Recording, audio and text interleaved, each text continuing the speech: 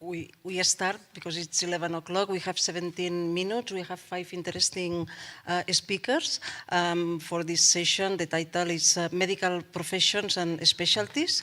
And we will start with Professor Nadell from Duke University. He will talk about the medical profession in the 19th century in Europe. Thank you.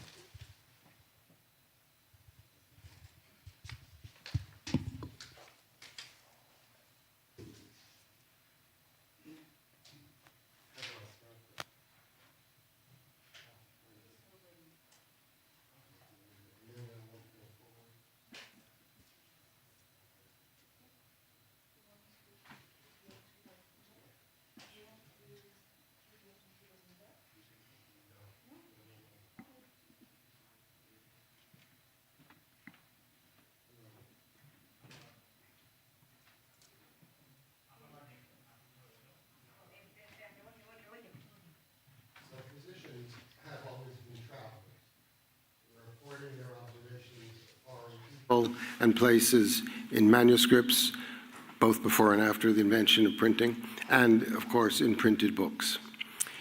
In the Renaissance and early modern period, physicians, rather than surgeons or other health workers, were members of the educated elite. They studied at the best universities. They usually focused on the classics. They were likely to advocate for the ancients as much as for the moderns until the important scientific changes of the 16th and 17th centuries. Physicians' travel reports were similar to those of others taking the grand tour through the European continent. It's not working.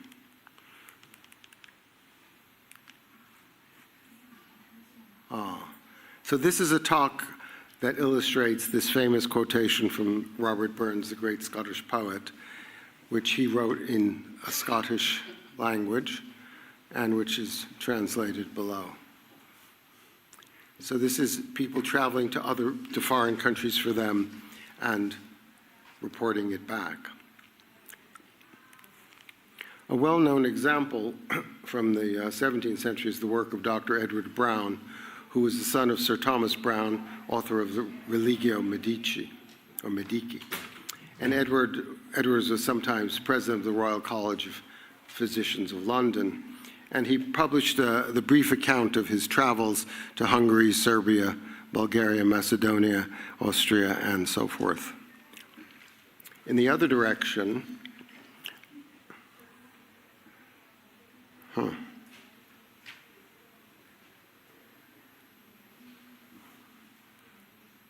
I suppose there are 2 editions up there. And here we have, going in the other direction, Samuel Sorbier, a French physician, translator, and scholar who wrote this book on the Relation d'un voyage en Angleterre in 1665. It went into multiple editions. It had translations into English. It had answers from people like Bishop Thomas Sprat, and in general was an extremely controversial book. So that is 2 types of doctor travel books. Then in the Enlightenment, in the 18th century, we have this magisterial work, Diderot's Encyclopédie. It was the crowning intellectual achievement of the Enlightenment, at least according to those who like books. At the same time, we saw an institutional development in medicine of medical schools and hospitals. So doctors who were travelers were influenced by the idea of comprehensive reference works. They were no longer just a touring gentleman. They were mostly men, by the way. And nor were they merely disputatious intellectuals like Sorbier. The doctors visiting foreign countries in the 19th century returned home with copious information on the education, organization, and practice of medicine. The books written by doctors about medicine of other countries developed toward the ideal of the encyclopedia, learned, factual, sophisticated, sometimes statistical, and mostly impartial. So today I'm speaking about those works that became frequent in the early 19th century, except for a little postscript at the end, which I'll show you.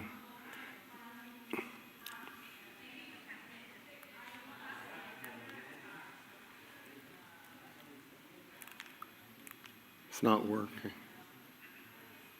Huh.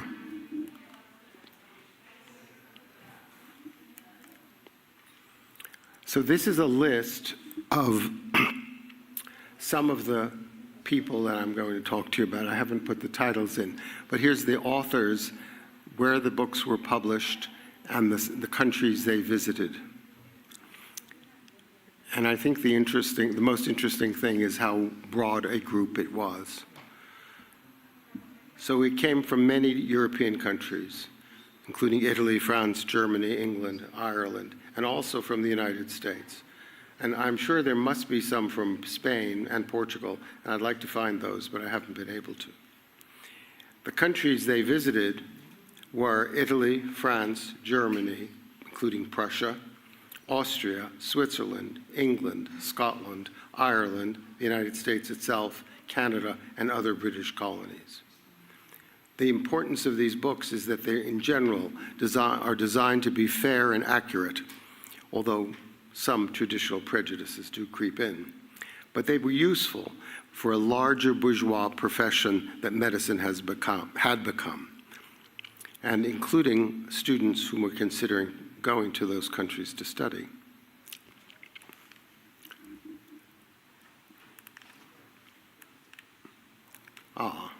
So here we have one, an early one for the 19th century, an Italian one by Flajani. And Flajani is the first of the encyclopedic medical travelers. He covers all of Western Europe, England, Scotland, France, and the Germanic lands. The book is divided into 4 main sections: scientific establishments, including universities, scientific collections, including anatomical cabinets and museums, botanical gardens, and libraries. The 3rd section is assistance for the sick poor, mostly hospitals, and the 4th is assistance for the poor who were not sick. At the end, Flajani provides 6 tables covering services in specific hospitals, including some specialty areas like maternity. And by having the titles, here is his index, you can see how comprehensive, how modern it sounds. So by using his tables, one can actually compare these different countries and the facilities they had. This is a rather famous book by John Cross, Sketches of the Medical Schools of Paris, including hospital practices, lectures, anatomical schools, and museums, and, as he claims, exhibiting the actual state of medical instruction in the French metropolis. Cross was rather critical of French medicine, and the British medical press, which was very active, had several thoughtful and largely negative reviews of this book.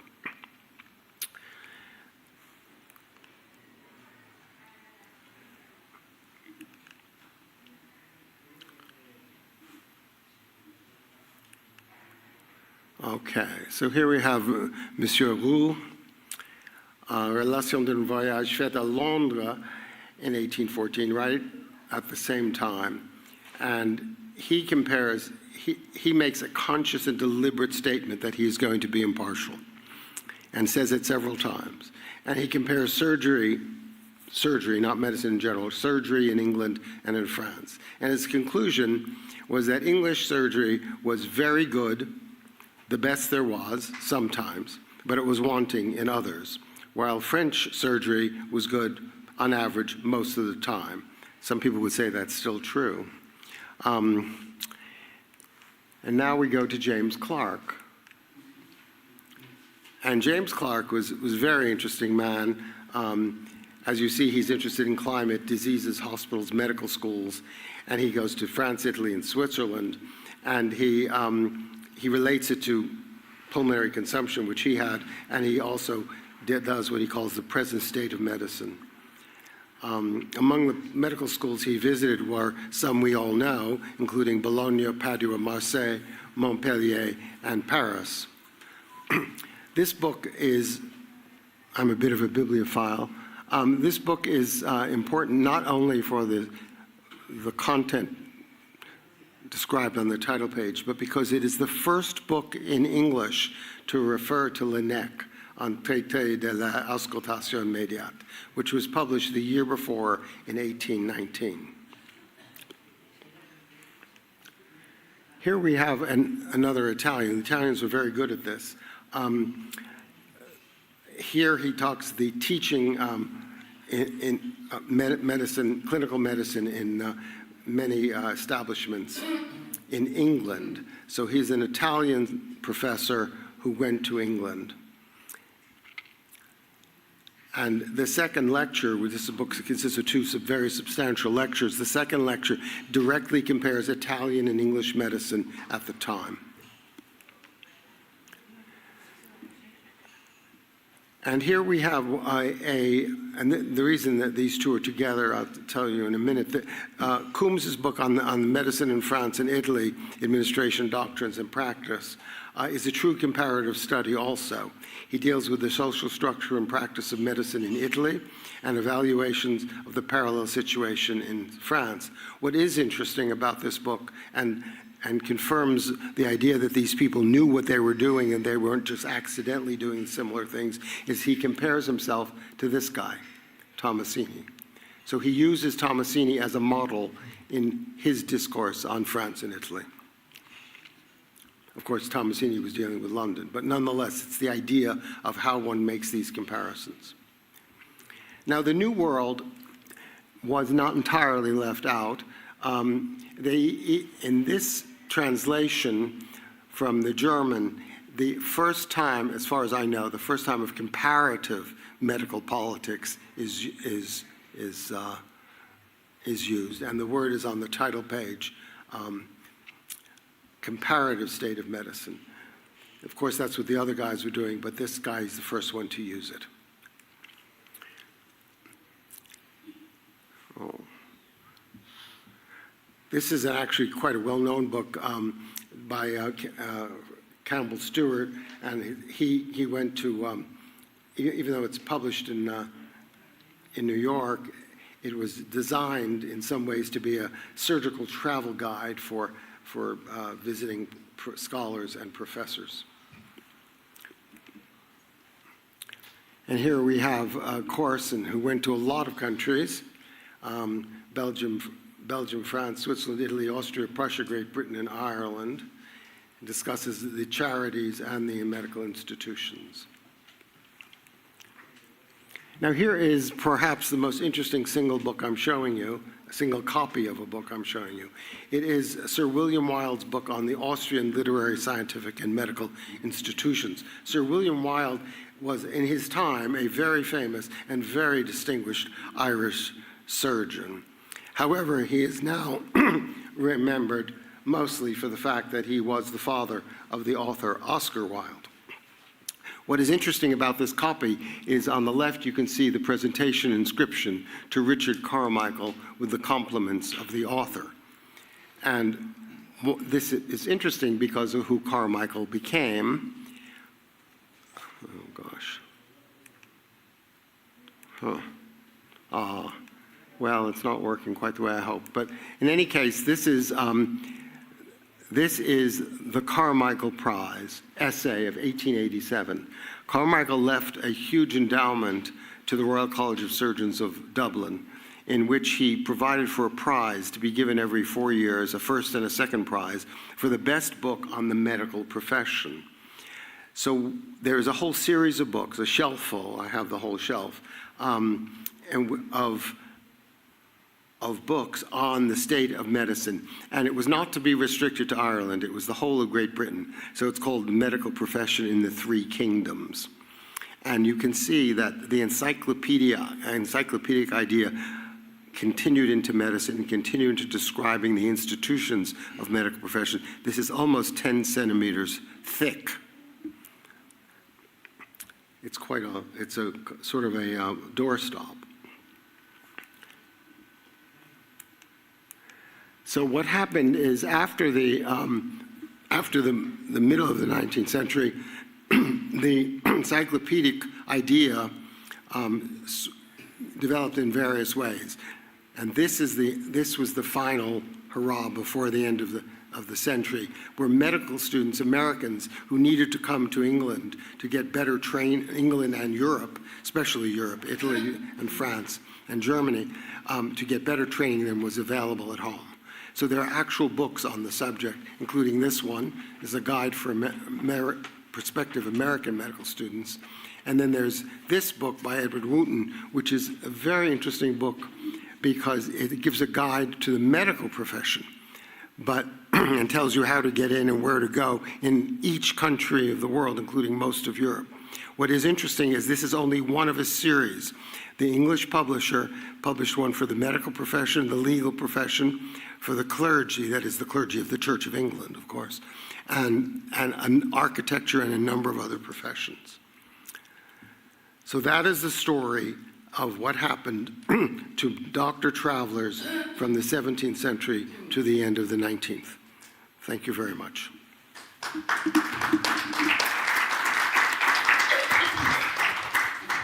Thank you very much, Professor Nadell. Our next speaker is Chen, professor of the Peking University, and her talk will be about the professionalization of female school physicians in modern Chinese.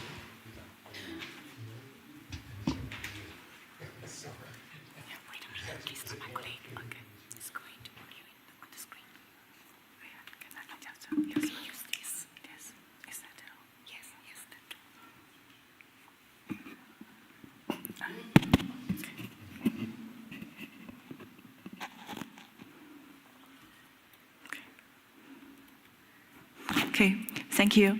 My presentation today is about the professionalization of female school physicians in modern Chinese history. And this is the outline. And first, the demand for female physicians in traditional Chinese society. And in traditional Chinese society, the notion that men and women should maintain propriety in physical contact was deeply ingrained. The diagnosis and treatment of gynecological diseases by male physicians is against ritual norms. And the female patients are apprehensive that male physicians may violate their privacy during the course of diagnosis and treatment. And so they think they will encounter certain obstacles in communicating with male physicians, thereby influencing the effectiveness of diagnosis and treatment. And with the elevation of women's social status, the demand for medical services is on the rise. Unique health problems among women, including gynecological disorders and reproductive issues, necessitate diagnosis and treatment by professional female physicians.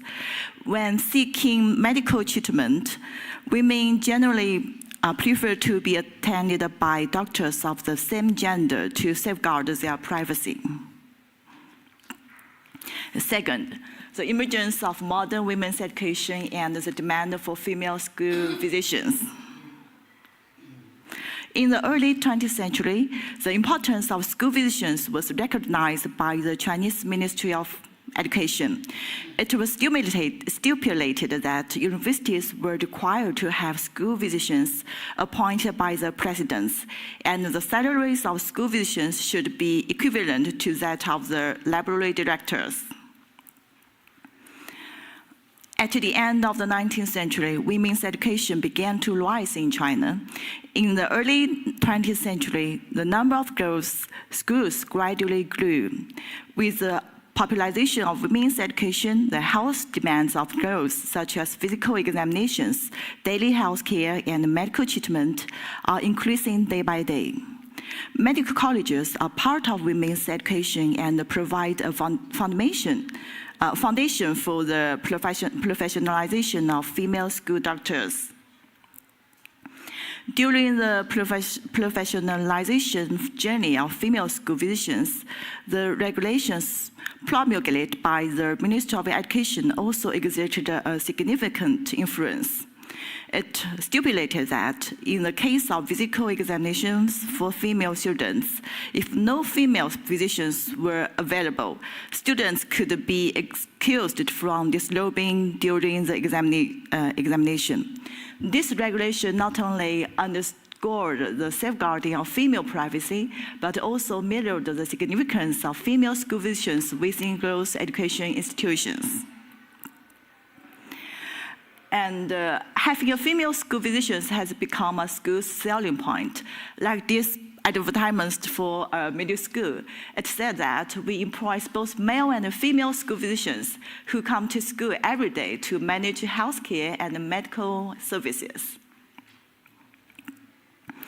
Third, distinctions between traditional Chinese medicine and Western medicine and gender. Given the substantial demand for female school doctors in society, can female traditional Chinese medicine physicians be employed as school doctors? Nearly all, but the answer is no. Nearly all schools seeking to recruit female school doctors stipulate that applicants must be graduates of specialized medical institutions. And by contrast, at that time, there were no institutions focusing on traditional Chinese medicine that met the relevant requirements. And as stipulated by the local government, educational institutions are not permitted to recruit traditional Chinese medicine practitioners as school physicians.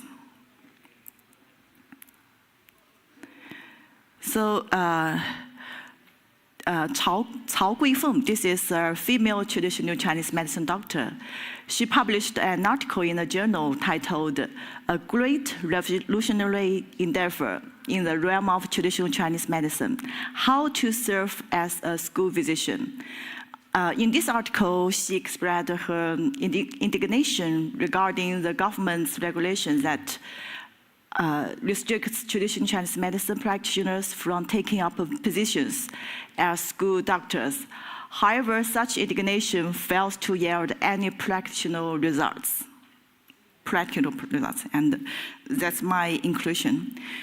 First, the emergence of female school doctors is the result of the women's rights movement and the popularization of women's education in modern China. And second, the female school doctors have enhanced the accessibility and the convenience of health services for women. Third, the professionalization of female school physicians has elevated the social status and influence of women. But the gender differences have given rise to the professional niche and the privileges of female school doctors. However, this alone is insufficient to enable female traditional Chinese medicine practitioners to cross the divide between traditional Chinese medicine and Western medicine and assume the role of female school doctors. In the medical realm in modern China, the dichotomy between Chinese and Western medicine overshadows the gender distinction. That's my talk. Thank you. Gracias. And welcome to China and give a talk in our school. Thank you. Thank you very much, Professor Chen. Our next speaker is Professor Paloma Merino from the Complutense University in Madrid, and she will talk about history of infectious diseases.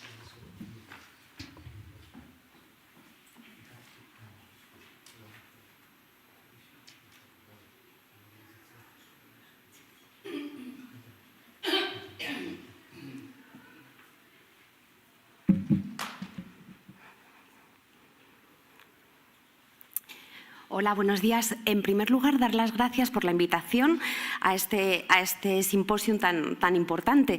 Y el tema de mi exposición va a ser la historia de las enfermedades infecciosas, que es el campo al que yo me dedico desde que comencé con la práctica de la medicina. Lo he subtitulado como un recorrido histórico y humano, ya que las enfermedades infecciosas, como cualquier tipo de enfermedad, están muy ligadas al ser humano, pero yo creo que en estas enfermedades damos un paso más, que es el paso al planeta entero. Ahora veremos lo que quiero decir con esto.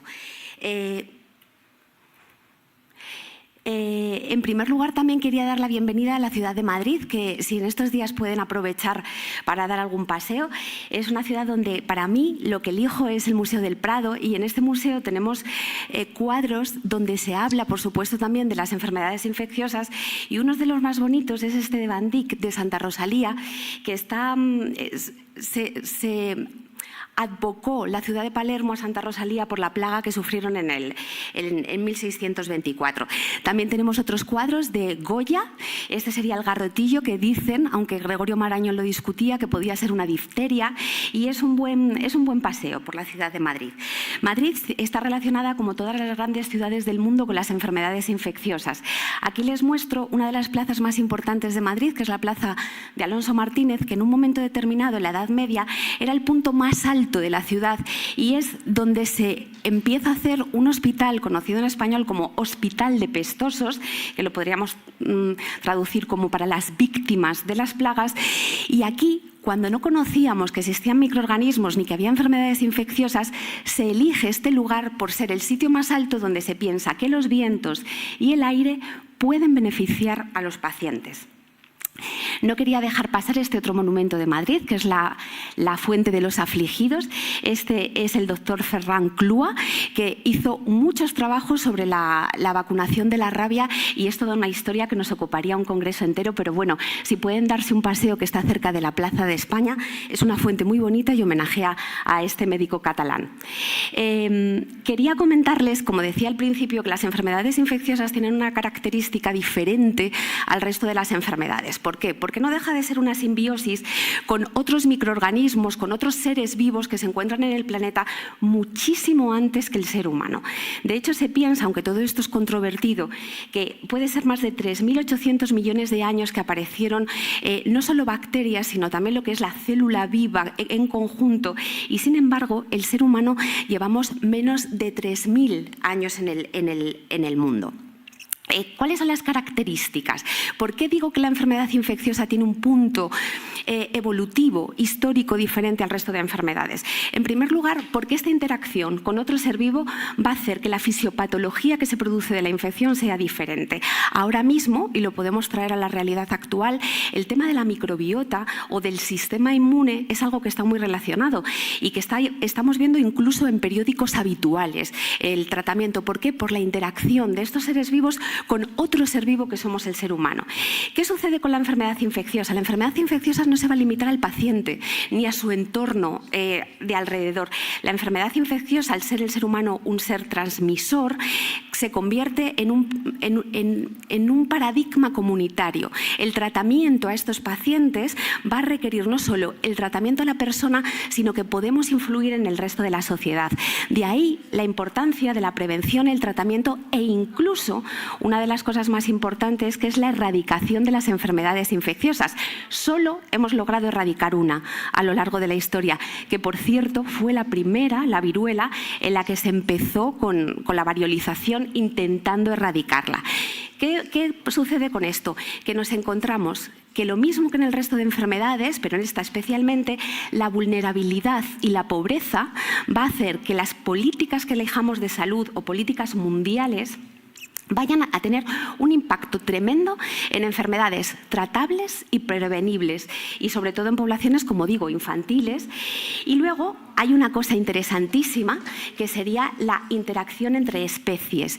La posibilidad de que los microorganismos, cuando están afectando a un ser vivo, pueda cambiar a otro ser vivo, lo que hemos llamado siempre el paso de los microorganismos de las aves a los seres humanos, por ejemplo, eso va a hacer que se produzcan graves pandemias, como hemos vivido hace poco con el SARS-CoV-2. Pero ¿cuándo conoce el ser humano que existen las enfermedades infecciosas? A mí me parece uno de los retos más importantes a lo largo de la historia.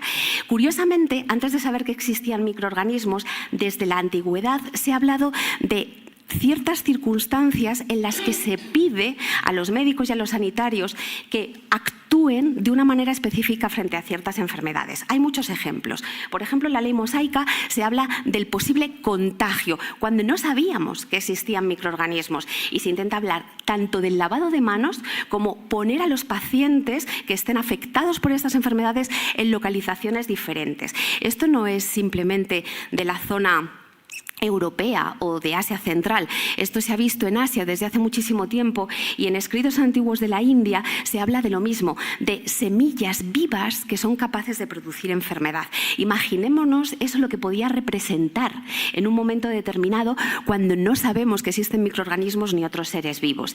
Tucídides, en la plaga de Atenas, va a hablar de la transmisión persona a persona, o Marcus Terencio Varrón en el siglo I a.C. va a hablar de que existen animales o pequeñas enfermedades flotantes que pueden infectar a las personas. Lucrecio, en el Rerum Natura, que es un texto que estuvo perdido durante mucho tiempo y que después tuvo muchísimas consecuencias cuando se vuelve a reencontrar en la Edad Media, habla de las semillas que enferman a los seres humanos. Y Galileo habla de las semillas de fiebre, aquellas que son capaces de producir fiebre. Si nos damos cuenta, de un modo intuitivo, están hablando ya de los microorganismos que no se han visto. Continuamos con ello con San Isidoro de Sevilla, Avicena, habla de las secreciones corporales, y entramos en la época, en el Renacimiento, en el que se considera la época de la creencia del miasma. Es decir, existen sustancias pestosas, por decirlo de alguna manera, que van a enfermar, pero muy lejos de conocer que existen bacterias, virus, parásitos u hongos. Curiosamente, el lenguaje nos ha traído estas ideas, y una de las enfermedades infecciosas más importantes y que sigue causando más morbimortalidad en el mundo, que es la malaria, y que la sufrió Carlos V, viene del nombre del italiano mal aire, porque lo que sí que se habían dado cuenta, aunque ni de lejos conocían que era un parásito, era que en los lugares de charcas, que es donde se acumulaban los mosquitos, ese mal aire podía producir la malaria. Entonces el lenguaje y la intuición había llegado mucho antes. Pero en la Edad Moderna empezamos a ver qué puede suceder con esto. Los experimentos de Francesco Redi van dejando la posibilidad de la aparición o generación espontánea de vida. Y Antonio van Leeuwenhoek lo que hace es descubrir, un hombre muy inquieto, comerciante holandés de telas que se le ponían malas cuando las traía de Asia, hace él solo unas lupas muy grandes y lo que encuentra, como él mismo dice, es un mar de pequeños seres vivos. Ahí vemos por primera vez en la historia que aparecen los microorganismos. Pero aún así sigue pasando mucho tiempo sin que seamos capaces de pensar si estos microorganismos, ni conocer absolutamente nada de ellos, ni saber qué repercusión pueden tener. Semmelweis, sabéis que es uno de los médicos más importantes y que tuvo uno de los hitos más importantes en la historia de la medicina, un médico húngaro, en el que se da cuenta que cuando los alumnos de medicina pasaban de las autopsias a asistir a las mujeres parturientas, el número de mortalidad en el parto era altísimo. Y Semmelweis habla del lavado de manos, que celebramos el 5 de mayo, como uno de los hitos más importantes de la historia. Sin saber conocíamos que había microorganismos, pero ni muchísimo menos la causa real como enfermedad. Tenemos que esperarnos. Voy a ir un poco más rápido porque es apasionante todo este tema, pero John Snow, un médico de atención primaria en Londres, describe la epidemia del cólera, aunque no describe el cólera como tal, y descubre que la fuente que está produciendo esta epidemia de cólera es esta fuente que se puede seguir visitando en Londres, y cerca hay una cervecería también donde tomar algo, y describe cómo se circunscribe aquí. Pero tenemos que llegar a el sabio, a Louis Pasteur. Louis Pasteur va a cambiar la teoría miasmática a la teoría germinal. Lo que hace Louis Pasteur en 1862 es decir, no va a ser que estén de casualidad los microorganismos, son los microorganismos los que producen la infección. Y esto me va a dar una posibilidad de tratamiento y de prevención. Robert Koch, al que él admiraba muchísimo, aunque Louis Pasteur en ese momento político no tenía mucha afinidad con Alemania, pero sí admiraba muchísimo a Robert Koch, es el que postula los grados en los que podemos definir que una enfermedad, por primera vez en la historia, está producida por microorganismos. Los postulados de Koch se han quedado un poco atrás con lo que hemos ido descubriendo con la ciencia, pero realmente el hito de llegar a pensar y cambiar este paradigma es una de las cosas que yo creo que ha cambiado más la evolución de la humanidad. ¿Qué avances y qué nos encontramos? Nos vamos a encontrar con pandemias. No puedo dejar de mencionar la vacunación de Jenner, de la variolización que comenté antes, que ha sido la única enfermedad que se ha erradicado. Recordemos que Jenner era un médico que no conocía todavía los microorganismos. Él era un médico cirujano que se traslada al campo y lo que le gustaban eran los pájaros. Él era un gran observador y gracias a las grandes observaciones que hace Jenner, inventa el método de la variolización, que no me voy a meter en él, pero va a ser otra de las cosas que cambian absolutamente la historia de la humanidad. Pero llega Fleming y dicen que por suerte la suerte no existe, o dicen que solo beneficia a los que están trabajando. Descubre que los propios hongos, otros microorganismos, pueden generar unas sustancias que matan bacterias. Aparece el antibiótico. Probablemente si a mí me dieran a elegir con qué me tengo que quedar de todos los avances de la humanidad, después del fuego elegiría la antibioterapia. Y empezamos a seguir sufriendo las graves pandemias, las de la gripe, la mal llamada gripe española de 1918, después se vivió el VIH-Sida y ahora hemos sido testigos recientes de la pandemia del SARS-CoV-2. Pero ¿qué amenazas tenemos en el futuro? ¿Hacia dónde van las enfermedades infecciosas? Hay algo importante. El cambio, decía al principio que la enfermedad infecciosa no se circunscribe solo al paciente, no se circunscribe solo a la comunidad humana, se circunscribe al planeta completamente, porque estamos interrelacionados por estos microorganismos. Y vamos a introducir un nuevo concepto que se está utilizando mucho, que es el de salud planetaria. Las grandes amenazas a las que ahora nos enfrentamos es la pobreza, donde los recursos para que lleguen los antibióticos o las posibles erradicaciones como la vacuna, hay una diferencia social muy grande en diferentes partes del mundo. Las resistencias a los antibióticos, que cada vez nos encontramos con lo que se conoce como superbugs o superbacterias, en las que no se dice que para el año 2050 no vamos a tener tratamiento antibiótico. Y luego, algo que sí que quería mencionar es por qué se producen mucho estas pandemias. Cuando un microorganismo se ha adaptado a una especie, ahora va a hablar el doctor Chivato sobre alergia y por tanto sistema inmunológico, que se va a relacionar mucho con todo esto, cuando una bacteria o virus es capaz de pasar de una especie a otra, ahí es cuando vamos a tener un nuevo problema. Y estamos muy lejos de tener esto resuelto, como hemos podido comprobar. Simplemente mencionar que la salud global y planetaria tenemos que trabajar con veterinaria, con farmacia, con agricultura. Nos quedamos absolutamente atrás si nos centramos solamente en la medicina humana. Y para concluir, simplemente decir que las historias de las enfermedades infecciosas han moldeado muchísimo, probablemente hasta nuestro grado evolutivo, como dice Margulis, con la microbiota, de la que tanto se habla ahora, que la ciencia y la cooperación tienen que estar más atentos que nunca en este tipo de enfermedades y que el desafío continúa en el siglo XXI. Esto lo traía por un detalle muy interesante de Diego Rivera, pero lo voy a saltar. Mañana se cumplirán los 91 años de la muerte de don Santiago Ramón y Cajal. Y este hombre renacentista, que fue un excelente estudiante, un excelente observador, incluso culturista, era un apasionado de las enfermedades infecciosas, pero no su muy buena relación con Ferran, con el doctor que os he enseñado antes, le hizo dedicarse a la anatomía patológica, así que perdimos un gran bacteriólogo. Quiero recomendaros estos libros, él también escribía, que se llaman Cuentos de vacaciones. Y hay un thriller apasionante, que si yo fuera Netflix lo cogería para hacer una serie, que se llama Secreto agravio, secreta venganza. Ahí os lo dejo por si queréis leerlo, porque es realmente interesante. Y dar las gracias.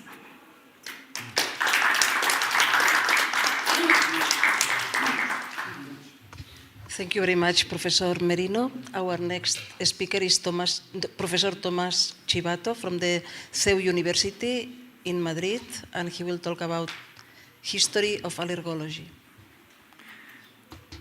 Thank you very much for your kind introduction, and thank you very much to the organizing and scientific committee. Thank you, Professor Benjamin Herrero, for your kind invitation.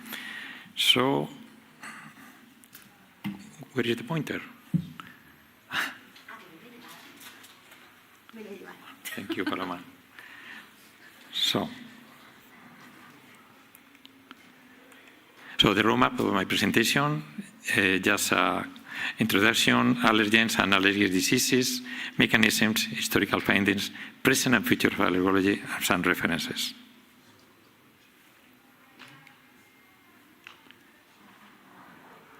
Just a second. No, thank you.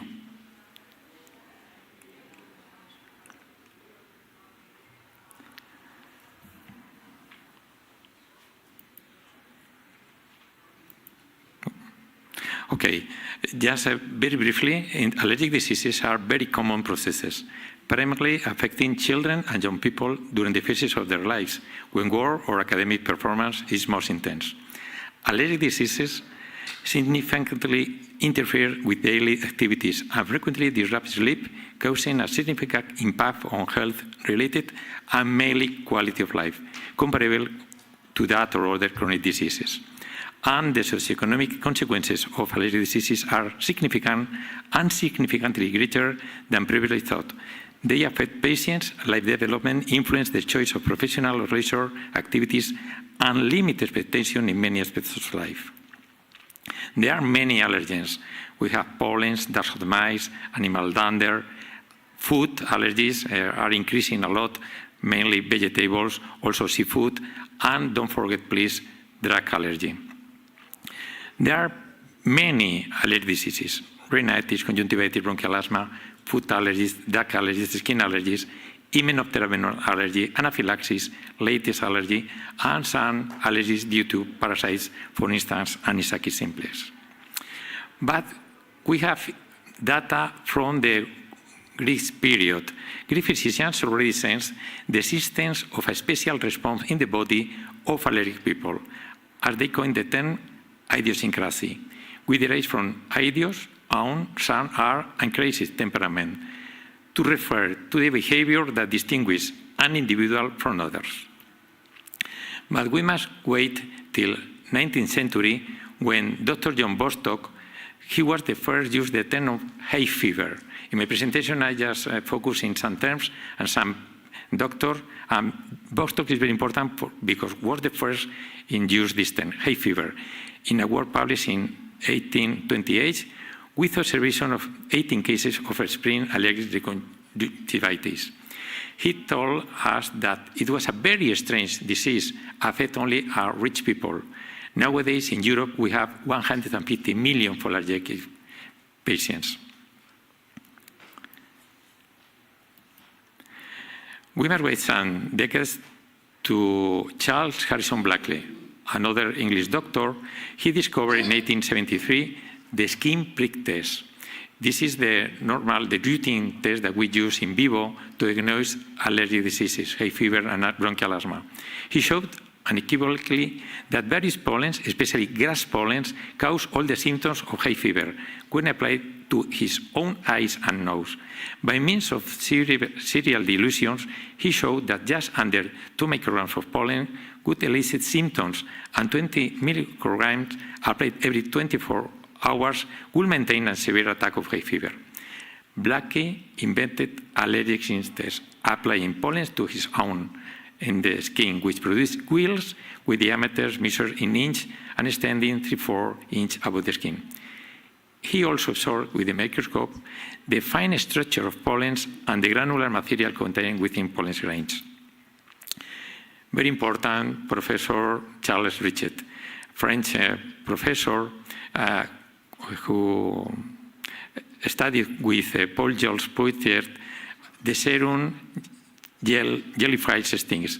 He discovered a severe allergic reaction, anaphylaxis, the most severe, caused deaths in some patients.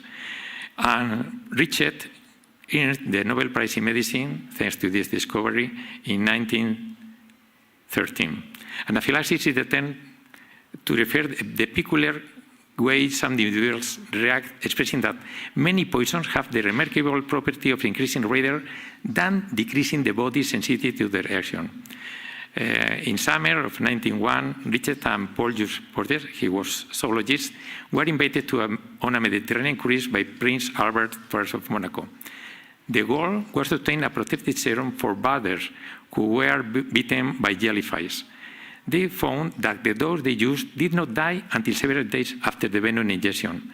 And furthermore, very important, those that had not received a lethal dose and survived, although from then on they were very sensitive to small doses of the poison and died within minutes.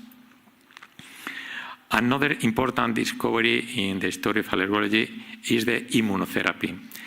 In 1911, more than 1 century ago, Nunn and Freeman developed a specific immunotherapy, desensitization for hay fever, injecting pollen straps. This was the first of modern and birth of modern allergy treatment. Allergen-specific immunotherapy is the only treatment that can modify the progression of allergic disease, has long-term effects, and prevents the development of new sensitization in the case of allergic rhinitis and asthma. Allergen immunotherapy is an example of personalized, preventive, predictive, and participatory medicine. It's very important also, Clemens von Pirquet. In 1906, he coined the term allergy, combining the Greek words allos, odor, and ergon, reaction. He observed an initial reaction to saline injections, which he interpreted as an immune hyperresponse. Also was important, very important, Ernest Fourneau. In 1933, this Spanish and French chemist, working at the Pasteur Institute in collaboration with Anne Marie-Stopes, discovered the first antihistamines. And with Daniel Bobet, discovered that this antihistamine blocked the action of histamine, a key mediator in allergic reaction. We get some decades to 1966, when Hell and Coombs classified the hypersensitivity reaction in 4 types. And the type 1 is the most important for specialists in allergology. The type 1 is mediated by IgE. And in 1967, this protein, IgE, which causes allergic reaction, was discovered. This discovery was made by Isizaki couple from Japan and 3 scientists from Sweden, White, Bennett, and mainly Professor Johansson from Uppsala University. Nowadays, we know all the cells, all the cytokines. We need some hours to explain in depth. But we can talk very briefly about the future.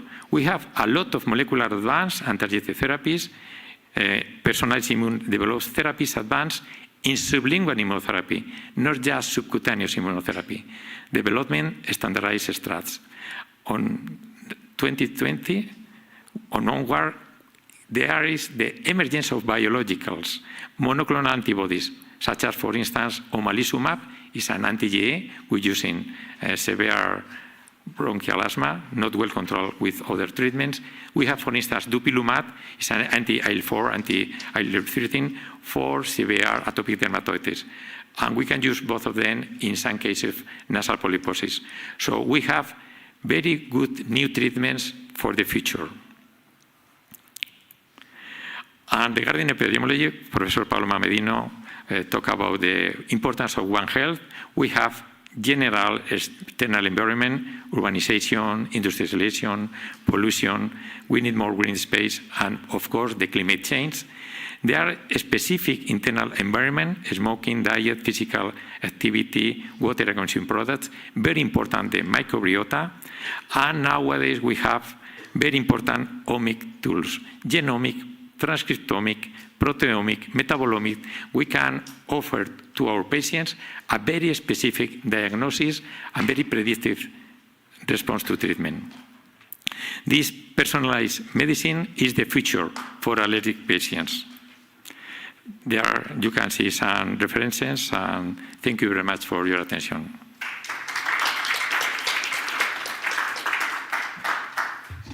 Thank you very much, Professor Chivato. Our next speaker is Jingjing Su, Associate Professor at the Peking University in China. And her talk is about reconfiguration of breastfeeding with recommendations in China from 1966 to 1970s. Okay, good morning. I'm Jingjing.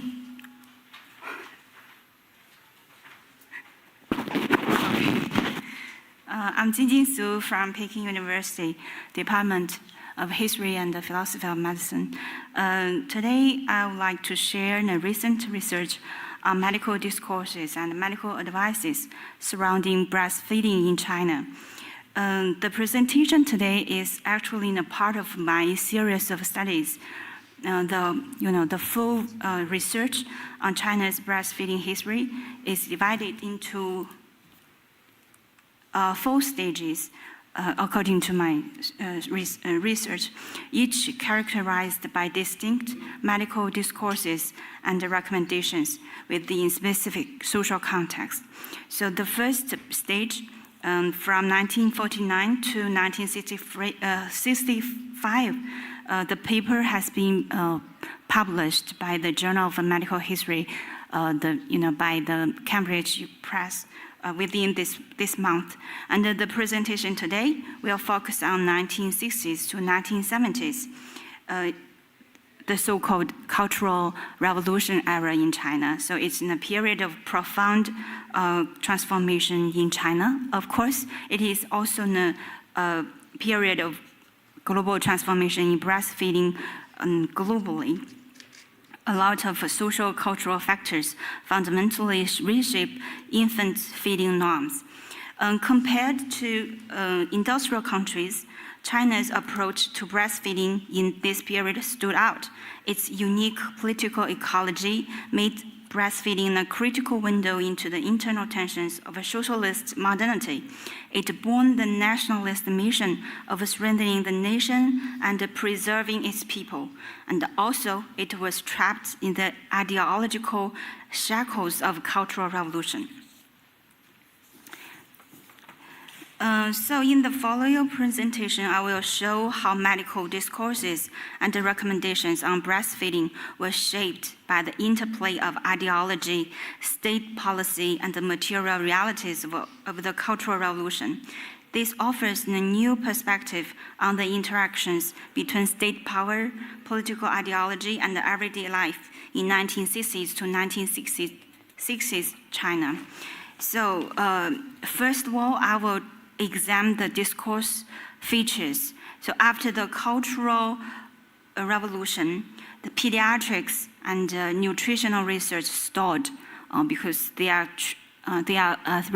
were regarded as not socialist scientists in China.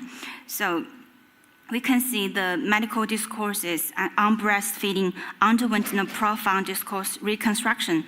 The central status of a scientific evidence was systematically replaced by class discourse. So ideology of a taken class struggle as the key link dominated not only social political life, but also deeply permeated the production and dissemination of medical knowledge. This manifested in 2 ways. First, the explicitly class-based practice of hiring wet nursing and its product, human milk feeding, and also human milk collection stations, faced harsh criticism. The medical discourse system itself underwent subtle shift. The term mother's breast milk gradually replaced human milk as the politically correct standard phrasing. For example, in 1971, the textbook compiled by Shenyang Medical College restricted infant feeding methods to only maternal breastfeeding and mixed feeding, completely denying the legitimacy of artificial feeding. It also singled out hiring wet nursing at the human milk collection stations. So the evolution of a practical pediatric, which is a seminal work edited by renowned pediatrician in China, Zhu Futang, is highly symbolic. So it has a lot of editions in 1943, 1957, and 1965. And the chapter title was changed for several times. For example, in 1973, the method of human milk feeding was revised to maternal breastfeeding, and all references to wet nurses were removed. And in 1971 report, might tell us the reason why Beijing Children's Hospital, the editorial principle for the new edition was to remove metaphysical, outdated, and impractical content, and concisely explain theoretically significant and practically useful foundations. Additionally, the several national nutritional crises, rural and urban imbalances in medical resources allocation led to Chairman Mo's 1965 June 26 directive. It led to a very pragmatic medical discourse on breastfeeding. We can see relevant texts emphasize the economical practicality, childhood disease prevention value of breastfeeding, while scientific explanations of breast milk composition, nutritional values were significantly downplayed or marginalized. So as barefoot doctors expanded, medical books targeting them became the main channel for knowledge dissemination. In some way, they act like the authority of medicine at that time. So against this backdrop, breastfeeding discourses for grassroots audience took on distinct pragmatic features. Scientific discourses were significantly simplified and weakened, focusing on economy, simplicity, and political utility. So we can see a lot of conclusive, qualitative statements were stated, offering no details for explanations of breast milk's composition, nutritional value, or immune mechanisms. So we can see a very convincing example is resistance, which in Chinese, 抵抗力 is a lay term actually for immunity.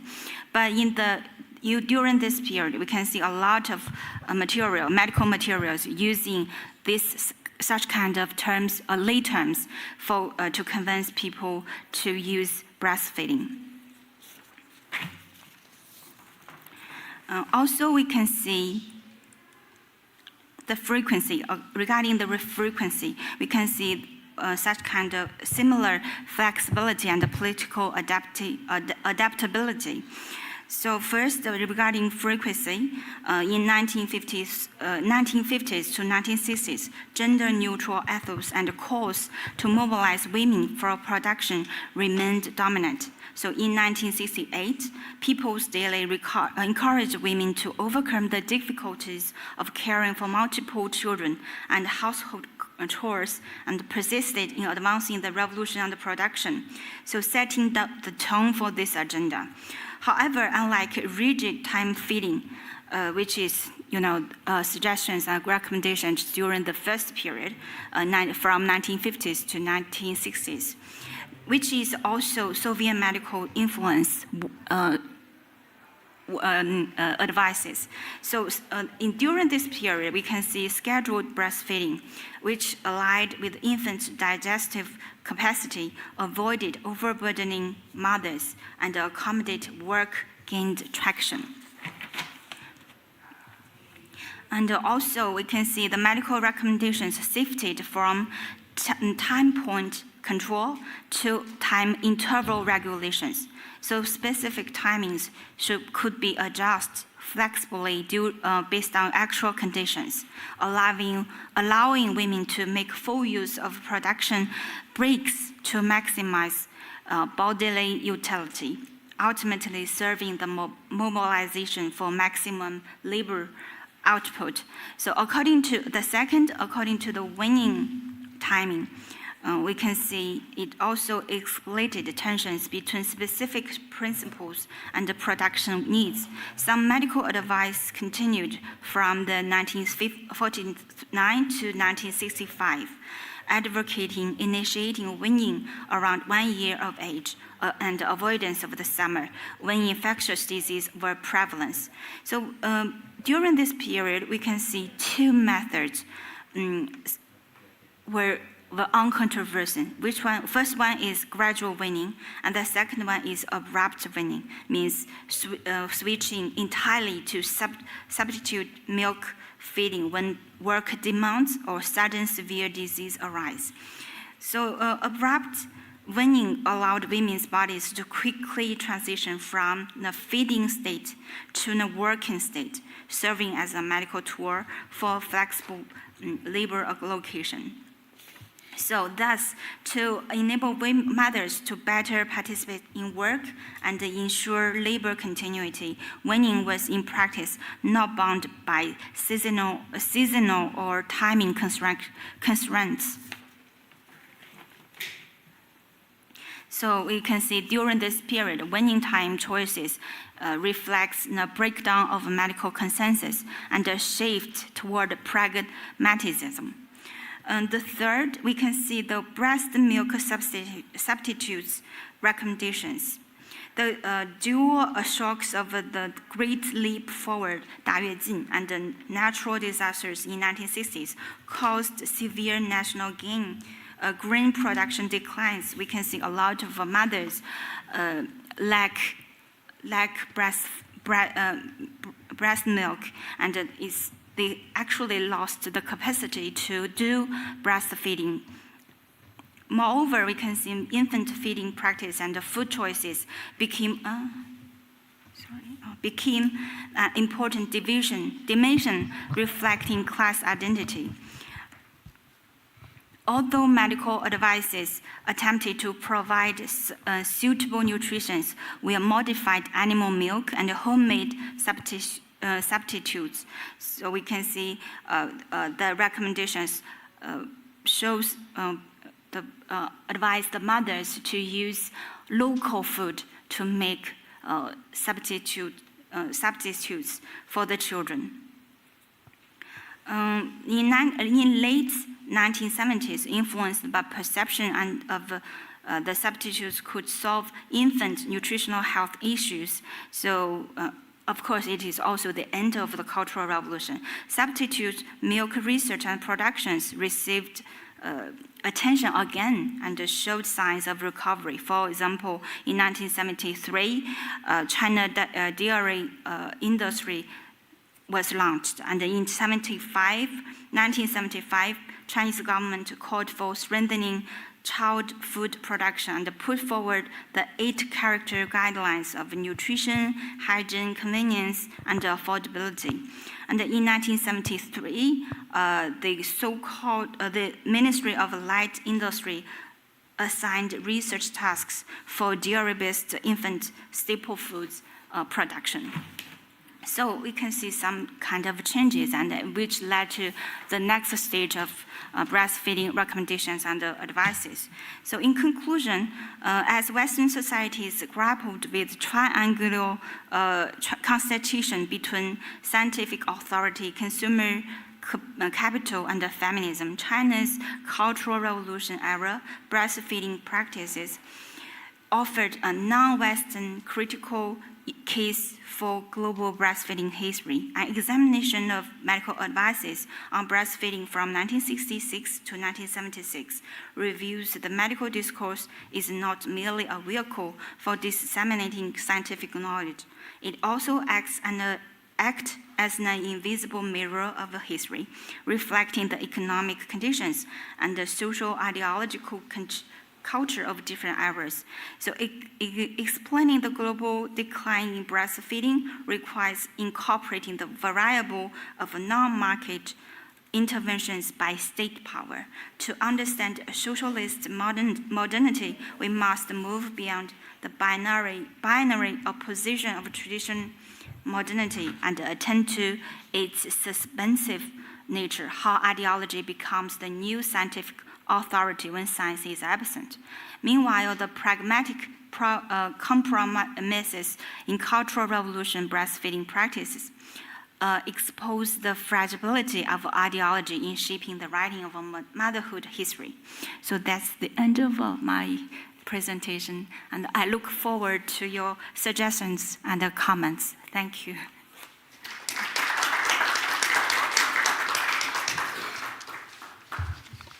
Thank you very much, Professor Su.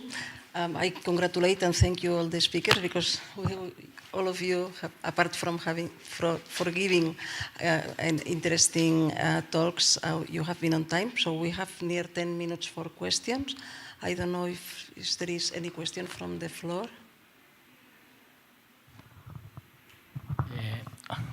Buenas tardes, muy bien las 5 ponencias.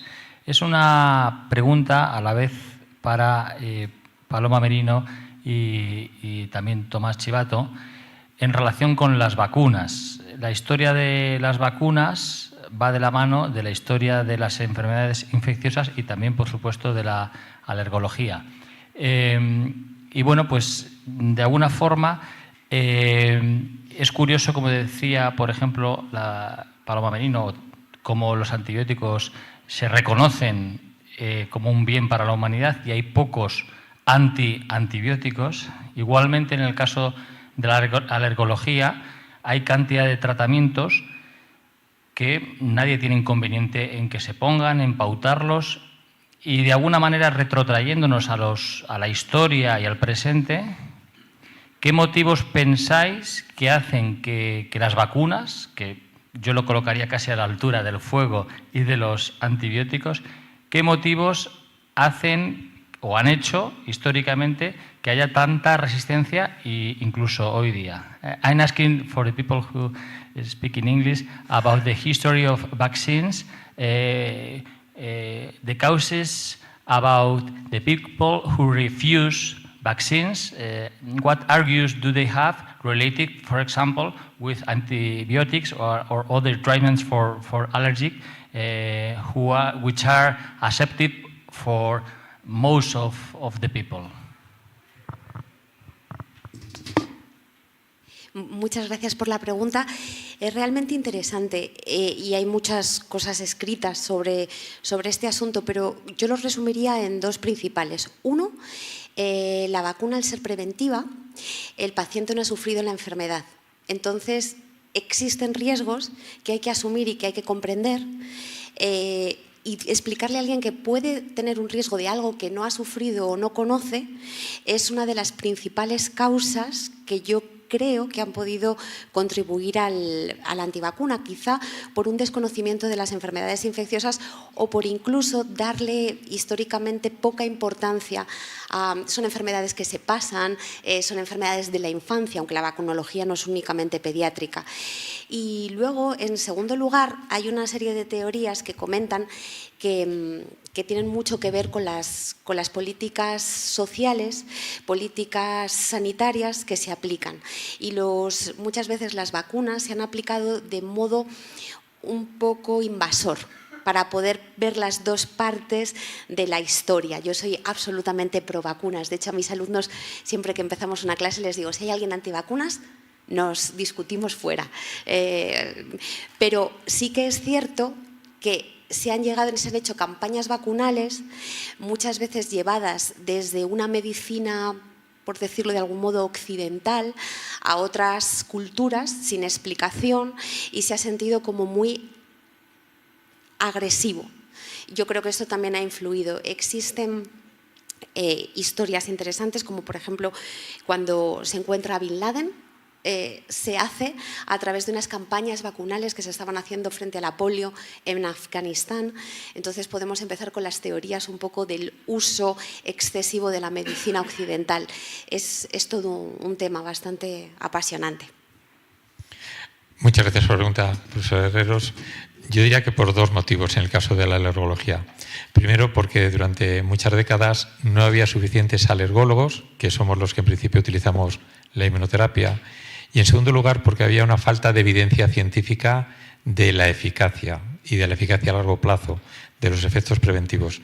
Pero desde que ya tenemos todos esos datos, esa evidencia científica, ya nos hemos puesto de acuerdo y tenemos guías de práctica clínica consensuadas con neumólogos, otorrinolaringólogos, pediatras, médicos de familia, en la cual está claro que la inmunoterapia tiene un momento donde se puede utilizar en las alergias respiratorias y ya fuera de alergia respiratoria, rinitis y asma, también tenemos la inmunoterapia para algunos alimentos como melocotón o para algunas alergias ocupacionales, como látex.